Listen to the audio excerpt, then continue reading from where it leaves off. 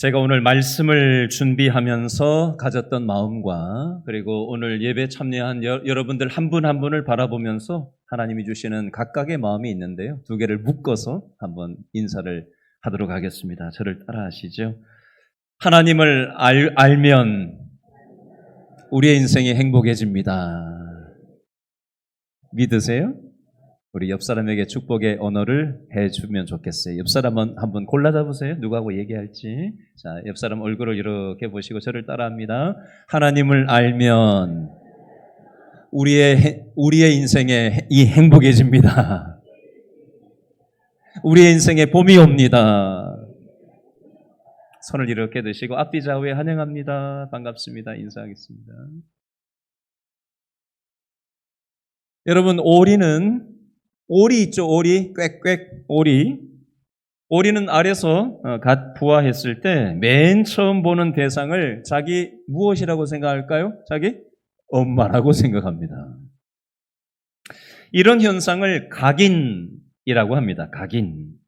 동물들이 태어나서 처음 보는 것을 자신과 연관시켜서 동일시하는 현상을 각인이라고 하는데요.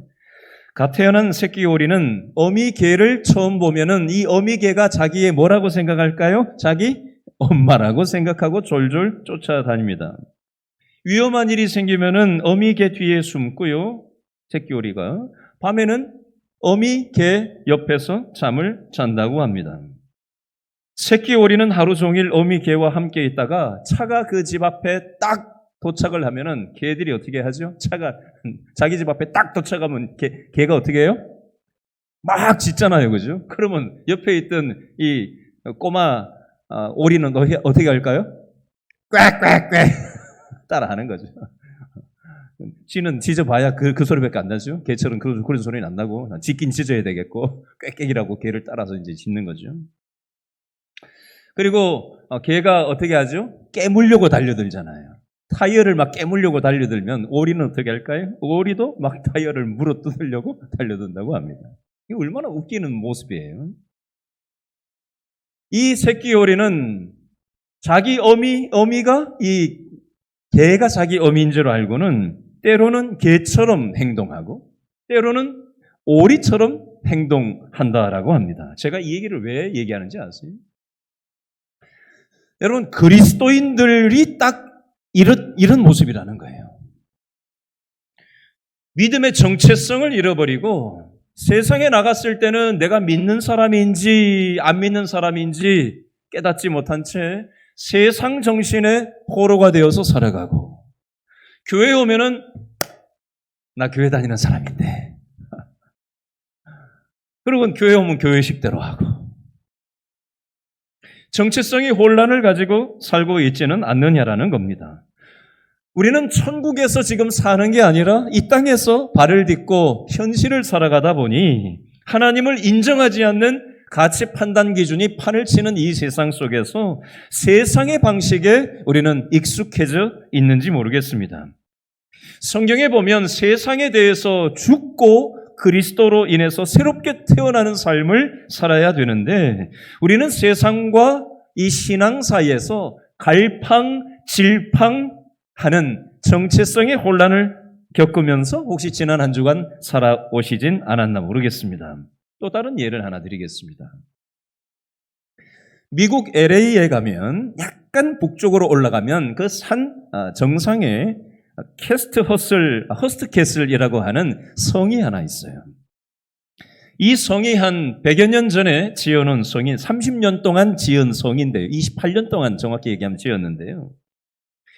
영화 대부라는 영화 보셨어요? 1972년에 나온 대부 1편. 이 영화의 배경을 찍은 데가 바로 이 허스트 캐슬이에요. 이 성의 주인은 스페인이나 이탈리아하고 영국에 있는 성이나 그런 어떤 수도원 이걸 돈 주고 사가지고 그 건물을 해외에 있는 이탈리아, 스페인, 영국에 있는 성 자체를 아예 다 사들여가지고 그 벽돌을 다 해체 작업을 다 해가지고 배로 실어 날라서 미국까지 실어 날라가지고 그걸 100여 년 전에 28년 동안 지은 성이라는 개인 집이에요. 그게 어마어마하죠. 찰리 채플린도 초대해서 거기 왔었고 루즈벨트 대통령도 초대해서 왔었고 처칠도 거기 와서 묵었었고 온갖 유명한 사람들이 거기에 안 불러주나 기대할 만큼 대단한 성이었습니다. 지금은 이제 관광지가 돼서 매년 100만 명씩 여기를 관광한다라고 합니다. 이 사람이 아버지가 옛날에 미국의 이 샌프란시스코 이 지역에 금광, 은광 이런 것들 뭐 광산 개발 미국이 대단한 이런 시절이 있었잖아요. 아버지 때부터 은광 개발로 돈을 많이 모았고 그 아들인 이 사람이 여기에서 신문, 언론 사업을 해서 크게 아주 성공을 한 사람이 이 조금 전에 얘기했던 성을 세웠던 거예요. 이 사람이 취미가 하나 있었는데 고미술품 수집 광이었다고 합니다. 전 세계에 있는 고미술품 진귀한 것들을 돈이 많으니까 막 다 사모아서 그 성에다가 막 배치를 해놓고 아주 그렇게 화려하게 했다고. 요즘도 관광 가면은 투어 코스가 집 하나 보는데 1시간이랍니다. 어떤 분위기인지 알겠죠? 그러던 어느 날 유럽에 있는 대단한 그런 진귀한 도자기에 대한 소식을 듣고 이 도자기를 내가 좀 가져와야 되겠다, 수집해야 되겠다라고 생각을 하게 됐대요. 그런데 수소문을 해보니까 이 도자기가 미국의 어떤 언론인한테 진작에 팔려나갔다라는 정보를 알게 됐어요. 그래서 수소문을 하고는 이 도자기를 찾아 나섰다라고 합니다. 찾다가 보니까 그 도자기를 샀던 사람이 누구였게요? 누구였게요? 바로 자기 자신이었답니다. 자기가 진작에 그걸 사서 하도 진귀한 것들이 집에 질비하니까 그 비싸고 좋은 것이 자기 집에 처박혀 있는 것도 모른 채 지냈다는 거예요. 웃긴 얘기죠. 자, 제가 이 얘기를 왜 지금 하고 있는지 아세요? 우리 그리스도인들은 엄청난 복을 이미 받은 사람들이고 십자가 부활 기적의 능력을 우리는 선물로 받은 사람들이고 이 엄청난 값으로 매길 수 없는 이 소중한 것을 우리는 이미 받았음에도 불구하고 마치 이 놀라운 복을 받지 않은 사람처럼 이 세상에 있는 돈이나 이 세상의 어떤 가치를 더 탐하며 욕망하며 우리가 세상을 기웃거리고 살아간다면 이 윌리엄 헐스트하고 다를 바가 없다라는 얘기를 오늘 말씀을 통해서 저는 묵상하다가 한번 생각해 보자는 차원에서 이 도입을 얘기 드리고 있는 것입니다. 자, 오늘 에베소서 1장 15절부터 23절 말씀을 읽었는데요. 자, 15절 앞에 보니까 제목이 하나 달려 있어요. 성경책 보세요. 에베소 1장 15절 바로 앞에 보면 제목이 달려 있죠. 누구의 기도라고 써 있죠? 바울의 기도라고 써 있습니다. 오늘 15절부터 23절은 바울이 기도한 4가지 기도 내용을 핵심으로 가지고 있는 기도 내용이 되겠습니다. 추상적인 용어가 많아서 이게 도대체 무슨 얘기를 하려고 하는 건지 읽기는 읽었는데 와닿지가 않게 정신없이 읽으셨을 거예요. 이걸 4가지 측면에서 오늘 바울의 기도를 한번 정리를 해보도록 하겠습니다.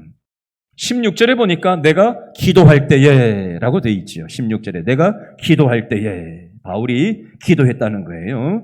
자, 바울이 첫 번째로 무슨 기도를 했나 한번 찾아보겠습니다. 17절을 한번 더 읽어볼까요? 17절 첫 번째 기도입니다. 시작. 우리 주 예수 그리스도의 하나님 영광의 아버지께서 지혜와 계시의 영을 너희에게 주사 하나님을 알게 하시고 아멘. 밑줄 그으세요. 하나님을 알게 하시고 밑줄 그으세요. 자, 바울의 첫 번째 기도는 뭐였다는 거예요? 하나님을 알게 해 주십시오. 누가요? 에베소 교인들이 하나님을 알게 해 주십시오. 이렇게 기도를 하고 있습니다. 자, 여기에서 하나님을 안다라는 이 표현은 머리로 지식적으로 안다는 얘기를 하는 게 아니라 저를 따라합니다. 체험적으로 하나님을 아는 거. 체험적으로 하나님을 아는 걸 얘기하는 거예요. 자, 예를 들어 보겠습니다. 지난주 목요일 날이죠. 우리 2024년 들어서 상반기 처음으로 이제 목요 전도대가 개강을 해서 전통시장, 길동 전통시장 그 초입에 그 마트를 등지고 신호 대기 걸린데 거기서 제가 전도지를 나눠주고 있었습니다. 지난 목요일 날 한 10시 한 반에서 11시 한 사이쯤 될 거예요. 11시 반, 11시 40분 가까이 있었습니다. 우리 성도도 한번 봤고요. 지금 그분 여기 앉아 계세요. 그런데 어떤 여자분하고 얘기를 어떻게 하게 됐어요. 근데 그분한테 제가 전도지를 나눠주면서 교회 목사입니다 라고 하면서 제가 전도지를 딱 줬어요. 그랬더니 이 여자분이 이렇게 얘기하더라고요. 안 그래도 인상이 참 좋다고 생각했습니다. 여기까지는 좋은 말이었어요. 그런데 한마디를 더 하는데 이렇게 얘기하시더라고요. 속은 모르죠. 내가 당신 속을 어떻게 아냐? 얘기를 한 거예요, 저한테. 목사라고 하는데 겉모습은 뭐 그냥 말끔한데 속은 모르겠다 얘기를 한 거예요. 그래서 제가 웃으면서 이렇게 얘기했습니다. 그렇죠. 사람은 겪어봐야 알지요. 그러면서 제가 웃으면서 얘기를 했어요. 사람은 겪어봐야 진정성을 우리는 알 수가 있습니다. 마찬가지예요. 하나님도 우리는 겪으면서 하나님을 우리는 체험하고 알아가게 되는 것입니다. 여러분, 성경 출애굽기에 보면 430년 동안 이집트에 노예살이를 하던 이스라엘 백성들을 하나님이 모세를 보내주셔서 출애굽하게 하셨고 홍해가 갈라지고 가나안 땅에 이르기까지 숱한 인생의 풍파 속에서 하나님께서 수많은 기적들을 베풀어 주셨었어요. 구름 기둥을 보내주시고 불 기둥을 보내주셔서 추울 때 더울 때 하나님께서 보호하시고 그늘이 되어주시고 하나님께서 추위를 피하게 해주시는 것을 이스라엘 백성들은 체험적으로 경험을 했습니다. 자, 이렇게 얘기하면 그건 그 사람들 얘기지. 수천 년 전에 이스라엘 백성들이 하나님을 알고 경험했다는 얘기인데 그게 수천 년이 지난 나의 현실하고 무슨 관계가 있냐 이거죠. 우리는 그런 고민이 있잖아요. 그건 남 얘기잖아요. 그죠? 내가 하나님을 알아야지. 내가 하나님을 체험해야지. 그죠? 남이 아무리 체험하고 뭐 어쨌다 저쨌다 하면 뭐 할 거예요? 내가 경험이 없는데. 저는 이 말씀을 가만히 앉아가지고 묵상을 하는데 임마누엘이라고 하는 하나님의 그 성품이 딱 생각이 났어요. 임마누엘이라고 하는 성경에 나오는 이 표현은 하나님의 성품인 임마누엘은 무슨 뜻이죠? 저를 따라합니다. 우리와 함께 하시는 하나님. 저는 지금까지 신앙생활을 해오면서 하나님이 나와 함께 하시고 계신다라는 그 흔적을 이렇게도 경험하고 저렇게도 경험하고 했던 적들이 있었어요. 성경에 보면 여호와 라파라고 하는 하나님의 성품이 있습니다. 여호와 라파는 무슨 뜻이냐면요. 저를 따라 하시죠. 치료의 하나님. 병든 자를 고쳐주시고 기적적으로 치료하시는 하나님의 역사를 여러분들 신앙생활을 하다 보면 누가 기적적으로 나았다, 누가 고쳐졌다, 병원에서는 안 된다고 했는데 어쨌다 저쨌다 하는 얘기를 직간접적으로 들으셨을 것입니다.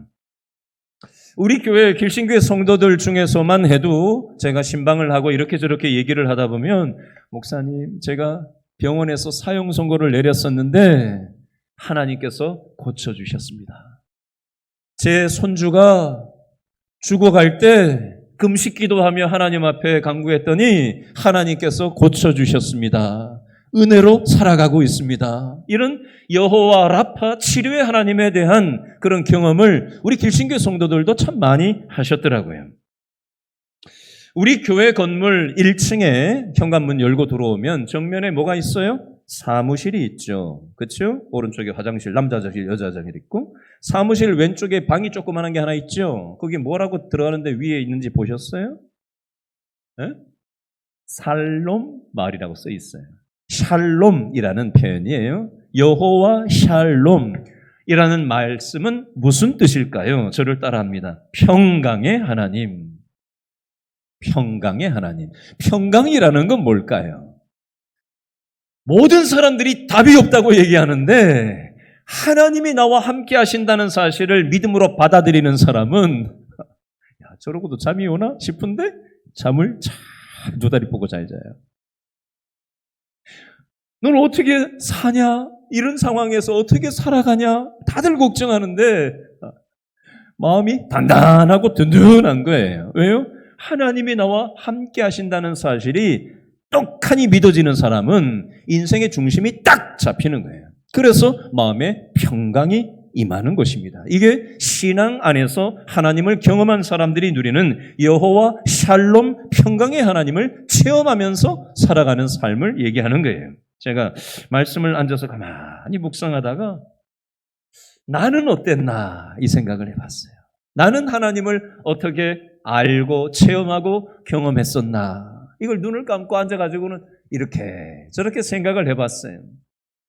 대학 다닐 때 제 자취방 옆에 무덤이 하나 있었거든요. 그 무덤 꼭대기에, 무덤이 일반 무덤이 아니에요. 이건 왕릉이에요, 왕릉. 왕릉 위에 올라가가지고 제가 하루를 마무리하면서 별을 보고 하나님하고 대화했던 그런 기억들이 새록새록 나고 큰 나무 밑에서 별을 보면서 하나님을 만났던 그런 경험도 생각이 나고 또 이런저런 살아오면서 수많은 흔적 속에서 하나님께서 함께 하셨던 그런 기억들이 새록새록 살아나더라고요. 그러면서 찬송가가 하나 생각이 나서 이렇게 불러봤어요. 소리를 내서 일부러 불러봤어요. 그 찬송이 옛날 찬송가에는 460장, 요즘 찬송가는 301장인데요. 무슨 찬송이죠? 지금까지 지내온 것 주의 크신 은혜라. 이 30년 전인데요. 제가 20대 초중반에 참 많이 방황을 했던 사람이거든요. 제가 한 7년 방황을 참 많이 했던 사람이에요.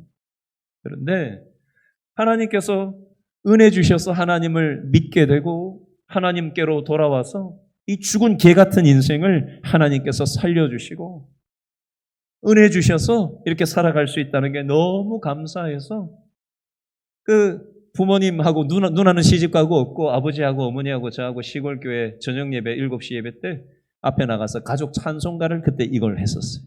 한 소절을 하고 울먹이고 제가 못 불렀어요. 지나온 세월이 생각이 났어요.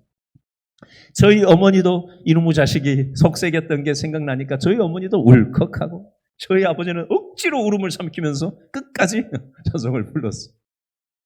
잊을 수가 없습니다. 저희 아버지 어머니와 함께 저하고 3명이서 한번 예배를 가정 예배를 드렸던 기억이 있어요. 근데 저희 아버지 어머니가 지나온 세월 속에서 수많은 인생의 풍파가 있었지만 하나님이 은혜 주셔서 우리가 이렇게 지금 살고 있다라고 믿음으로 아들 앉혀놓고 간증을 하시더라고요. 저는 그 시간을 잊을 수가 없습니다. 우리 길신교회 5대 비전 중에 첫 번째 비전이 하나님을 경험하는 교회예요. 하나님을 경험하는 교회. 요즘 우리 교회가 공동체 성경 읽기를 하고 있습니다. 그리고 각자가 받은 은혜를 단체 카톡방에 올리면서 함께 은혜를 공유하고 있어요. 어제 우리 정건진 집사님과 장효금 권사님 아들 우리 해권 청년, 이제 청년이 아니죠? 결혼식이 여기 강동역 옆에서 있었는데 어제 결혼식 순서가 좀 특이한 게 하나 있었어요.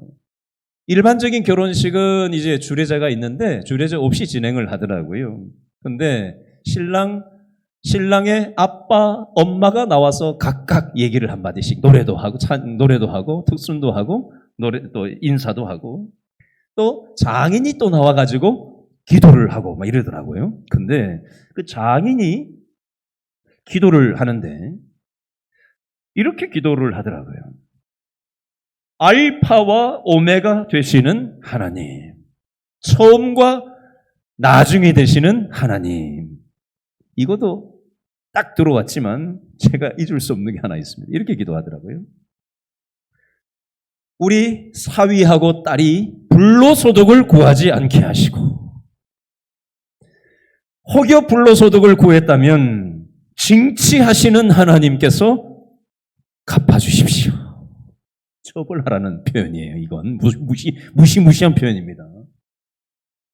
결혼식장에서 자기 자식들한테 그렇게 기도하는 아빠, 이건 만만치 않은 일이거든요. 수많은 하객 앞에서.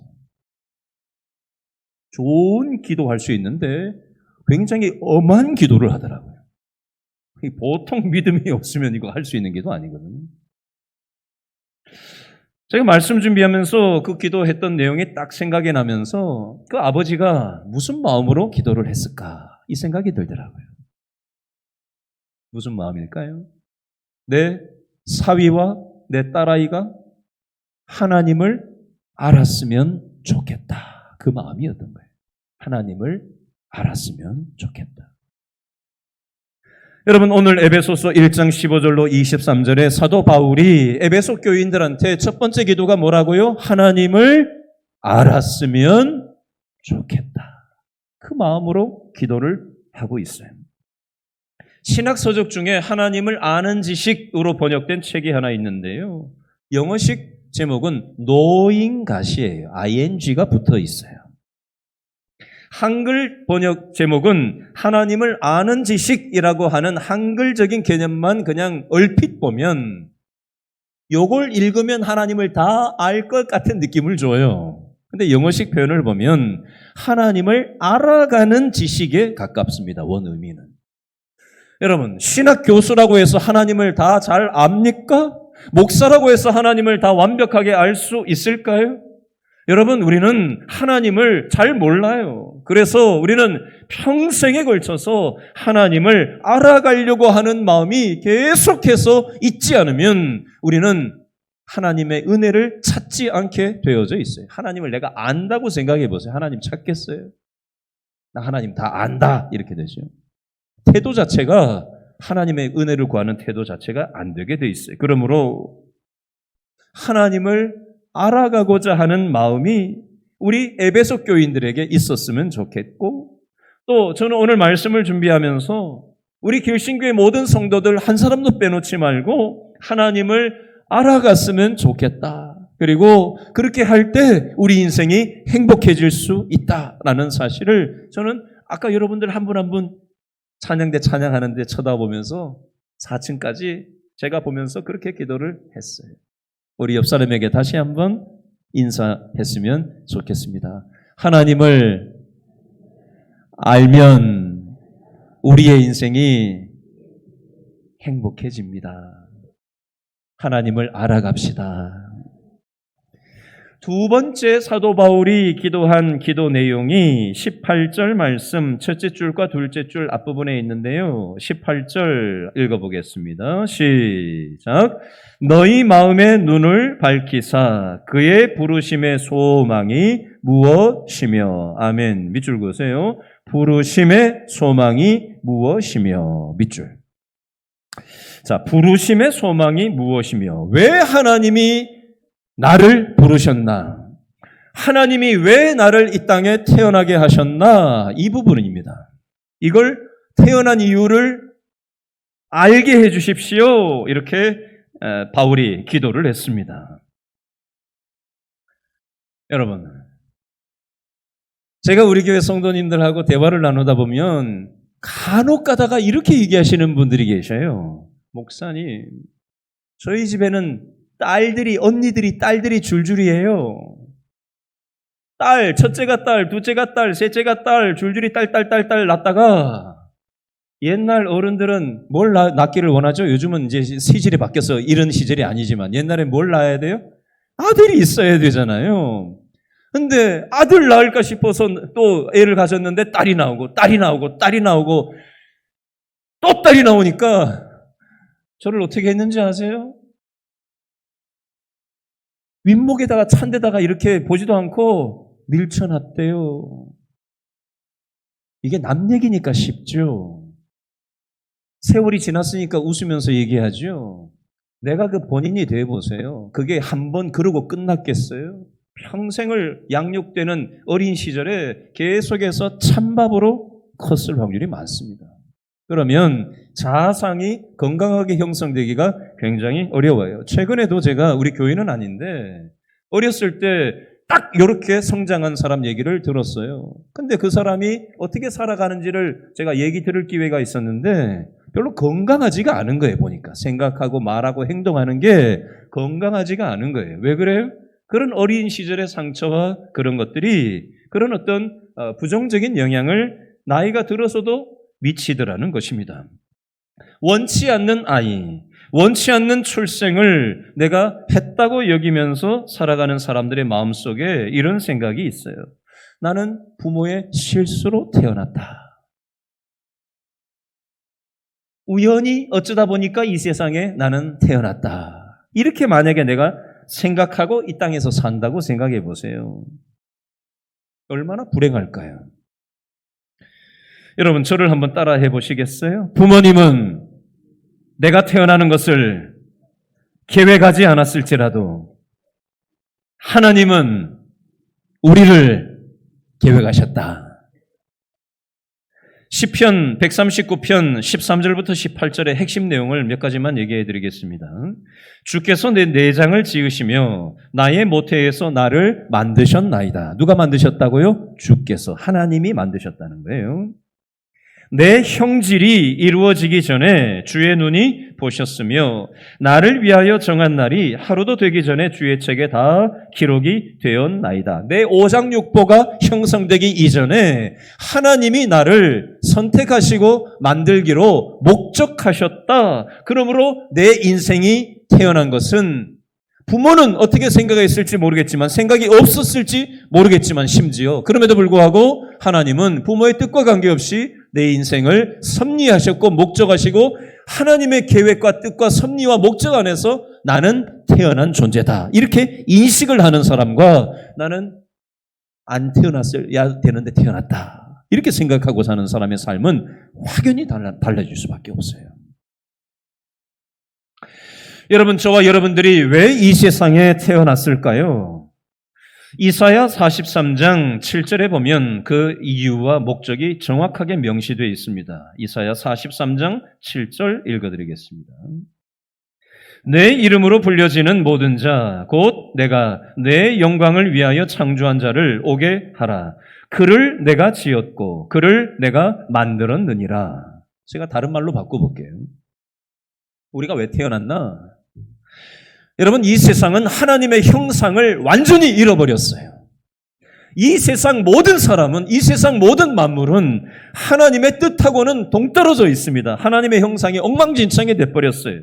그래서 이 망가진 무질서한 세상을 회복시키는 도구로 우리 믿는 사람을 쓰시려고 저와 여러분들을 이 땅에 보내주셨다는 사실입니다. 이 목적성을 가지고 이 땅을 살아야 무의미하게 무질서하게 이 땅을 살지 않는데, 내가 왜 살아야 되는지 인생의 목적을 정확하게 모르니까 되는 대로, 편한 대로, 많은 사람들이 결정하는 대로 그렇게 살아가게 되더라는 것입니다. 사도 바울이 두 번째 기도한 이 내가 왜 이 세상에 태어났나, 무엇을 위해서 살아가야 되나 라는 사실, 이것을 알고 에베소 교인들이 살았으면 좋겠다고 기도하고 있고, 오늘 예배드리는 저와 여러분도 내가 이 세상에서 어떤 목적을 향해서 살아가야 되는지 정리하는 시간이 되었으면 좋겠어요. 세 번째 사도 바울의 기도 내용이 에베소 1장 18절 둘째 줄에 나오는데요. 18절 둘째 줄에 보니까 성도 안에서부터 나오는데요. 읽어보겠습니다. 성도 안에서 시작. 성도 안에서 그 기업의 영광의 풍성함이 무엇이며, 자, 기업에다가 밑줄을 그으세요. 기업. 자, 기업은 다른 말로 상속을 얘기하고요. 다른 말로 유산을 얘기합니다. 하나님은 우리에게 엄청난 유산을 주셨다라는 의미가 되겠습니다. 고린도전서 15장 44절 읽어드릴게요. 육의 몸으로 심고 영의 몸으로 다시 살아나나니 육의 몸이 있은즉 또 영의 몸도 있느니라. 무슨 뜻이냐면요, 고린도후서 5장 1절에 보니까 땅에 있는 우리의 장막집이 무너지면 하나님께서 지으신 집, 곧 손으로 지은 것이 아니요 하늘에 있는 영원한 집이 우리에게 있는 줄 아느니라. 제가 입관 예배 가서 항상 인용하는 본문입니다. 이 땅에서 우리가 사용하던 우리의 육신의 몸이 이제 관에 모셔지고 바로 입관 예배를 드릴 때 제가 항상 고린도후서 5장 1절을 인용해요.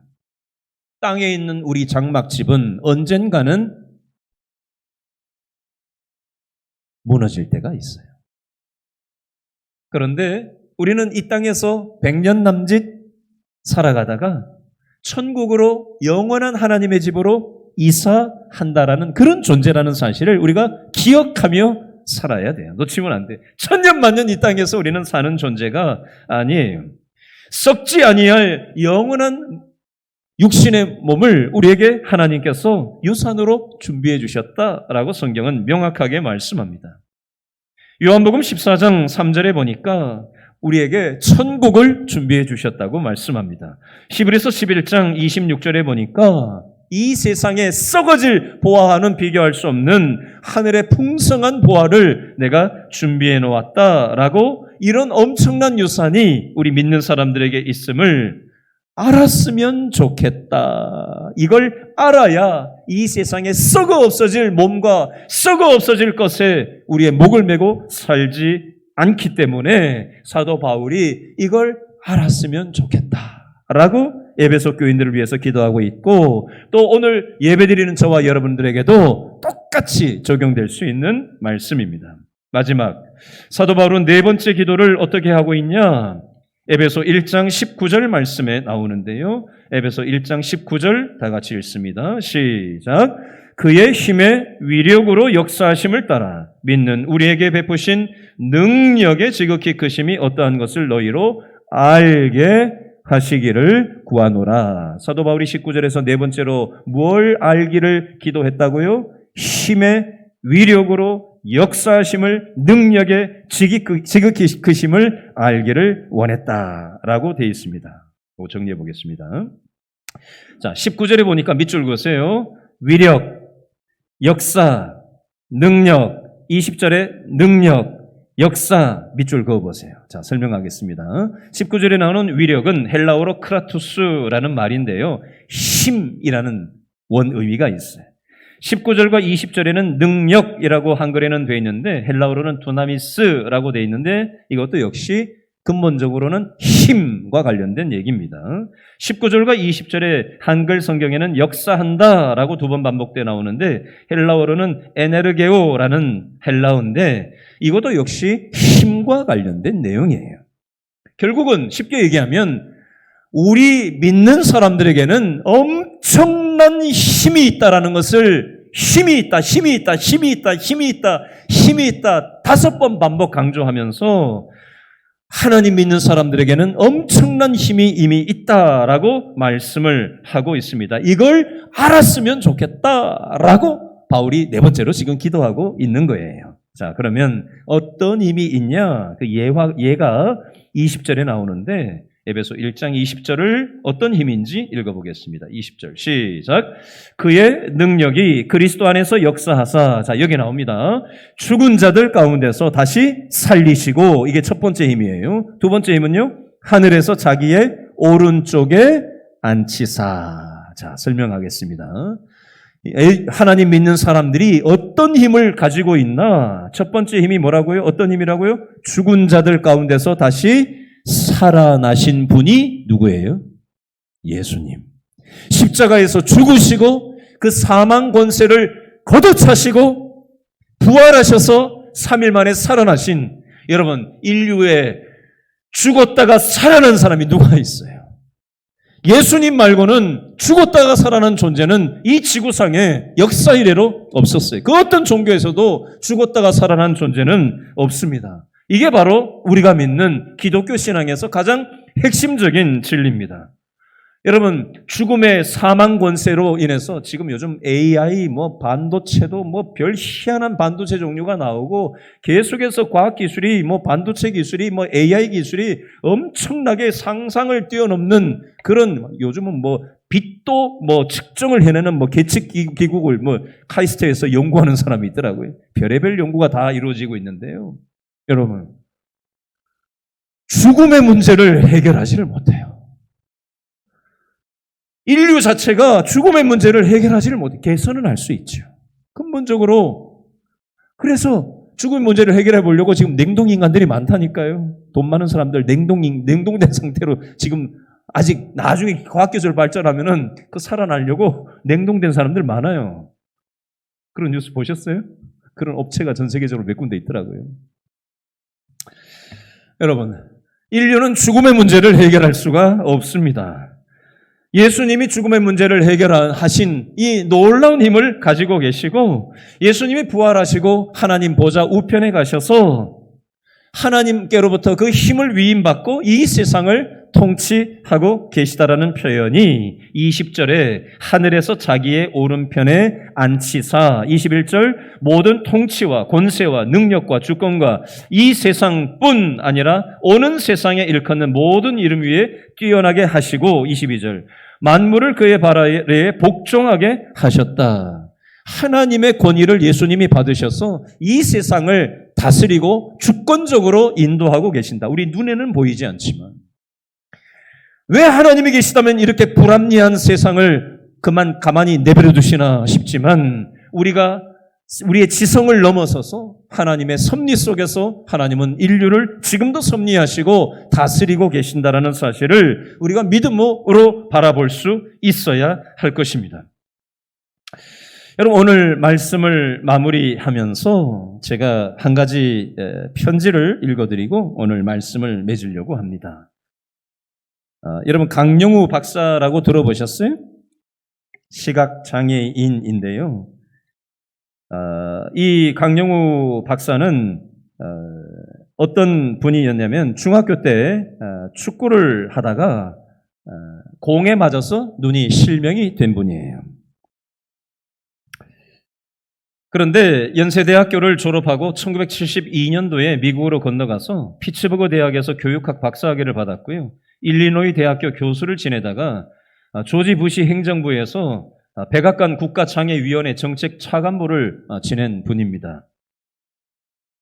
이분이 이제 한국에 10여 년 전에 들어왔다가 췌장암 진단을 받고 이제 한 달밖에 살지 못한다라는 통보를 받고 나서 자신이 알고 지내던 모든 사람들에게 이메일로 마지막 인사하는 편지를 보냈던 그 내용을 제가 읽어드리도록 하겠습니다. 즐거운 성탄과 2012년 복된 새해를 맞이하시기를 기원합니다. 세월이 유수와 같다는 말이 실감나는 요즘입니다. 올해는 그 어떤 해보다 뜻깊고 아름다운 한 해였습니다. 편지 내용이 길어서 중간에 생략하겠습니다. 하나님의 축복으로 저는 참으로 복되고 감사한 한평생을 살아왔습니다. 저의 실명을 통해 하나님은 제가 상상조차 할 수 없는 역사들을 이루어내셨습니다. 전쟁에 휩쓸고가 폐허가 된 나라에서 어린 시절을 보내고 두 눈도 부모도 누나도 잃은 고아가 지금은 이 자리에서 있을 수 있는 것은 하나님의 인도하심 덕분입니다. 실명으로 인하여 당시 중학생이라면 꿈도 못 꿨을 예쁜 누나의 팔짱을 끼고 걸을 수 있었고 실명으로 인하여 열심히 공부해서 하나님의 도구로 살아보겠다는 생각도 하게 됐습니다. 실명으로 인하여 책도 쓸 수 있었고 세상 방방곡곡을 다니며 수많은 아름다운 인연들도 만들었습니다. 하나님께서 마련해 주신 아름다운 인연들로부터 받은 게 너무 많아 봉사를 결심할 수 있었고 이를 통해 많은 사람들에게 감동을 전하는 강연도 하게 되었습니다. 두 눈을 잃고 저는 한평생을 살면서 너무나 많은 것을 얻었습니다. 늘 여러분의 곁에서 함께하며 이 세상을 조금 더 아름다운 곳으로 만들기 위해 노력하고 싶은 마음은 무엇보다 간절하나 안타깝게도 그럴 수 없다는 것이 현실입니다. 최근 여러분 병원에서 검사와 수술 치료를 받았으나 앞으로 저에게 허락된 시간이 길지 않다는 것이 의료진들의 의견입니다. 여러분들이 저로 인해 슬퍼하시거나 안타까워하지 않으셨으면 하는 것이 저의 작은 바람입니다. 아시다시피 저는 누구보다 행복하고 축복받은 삶을 살아오지 않았습니까? 끝까지 하나님의 축복으로 이렇게 하나 둘 주변을 정리하고 사랑하는 사람들에게 작별 인사할 시간도 허락받았습니다. 한 분 한 분 찾아뵙고 인사드려야 하겠지만 그렇게 하지 못하는 점 너그러운 마음으로 이해해 주시기를 바랍니다. 여러분으로 인해 저의 삶이 더욱 사랑으로 충만하였고 은혜로웠습니다. 감사합니다. 2011년 12월 16일 강영우 드림. 천국으로 이사가기 얼마 전에 자신을 알아온 수많은 지인들에게 하나님의 인도하심으로, 하나님의 돌보심으로 내가 이렇게 살아올 수 있었고, 또 너무나도 행복한 나와의 만남 속에 함께 해주셔서 너무 감사했다라는 그런 편지의 내용이었습니다. 저는 오늘 말씀을 준비하면서 달력을 한번 쳐다봤어요. 오늘이 며칠인가? 나는 몇 년 살았나? 나는 앞으로 몇 년 살까? 나는 어떻게 남은 삶을 살아가야 될까? 이 생각을 문득 한번 해보았습니다. 여러분들도 아무리 바빠도 한번 좀 생각해 보시고 언제가 될지 알지 못하는 남은 삶을 의미 있게 소중하게 내 옆에 맡겨주신 가족이든 부모든 형제든 직장 동료든 교회 식구든 누구든 간에 하나님의 형상을 잃어버리고 지쳐있는 누군가를 내가 어깨를 내밀어주고 손을 잡아주고 함께 아파해주고 함께 기도해주며 이 전쟁터와 같은 이 땅을 믿음 안에서 살아가는 저와 여러분 모두가 될 수 있게 되기를 바랍니다. 기도하겠습니다.